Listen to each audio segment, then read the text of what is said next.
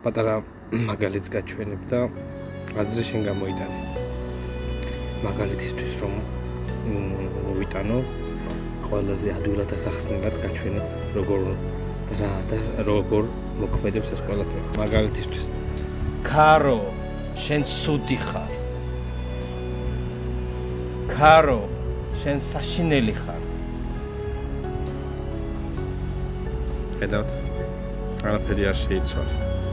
არავის არ აინტერესებს შენი ნათქვამი სიტყვა მის მიმართ.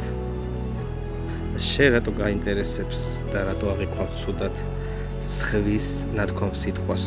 რატო მიგაქვს გულთან? რატო ქმნი და აცულევინებ შენს განწყობას და ხასიათს? ხედავ რომ ყველაფერი შენში არის. ყველა შენი კარგისკენ ცვლაც და ცუდისკენ ცვლაც შენში არის. შენ როგორც მიიღებ ამ ყველაფერს, ისე იქნება. შენ როგორც განავითარებ ამ ყველაფერს, ისე იქნება. მე ქარს ვერაფერი ვერ დაუშავე ჩემი სიტყვებით. იმიტომ რომ იმისთვის უმნიშვნელო არის ჩემი სიტყვები. ასევე როცა ჩათვლი რომ შენთვის უმნიშვნელო იქნება სხვისი აზრი და სიტყვები შენს მიმართ, დამიჯერე ვერასდროს ვერაფერს დაგიშავებს.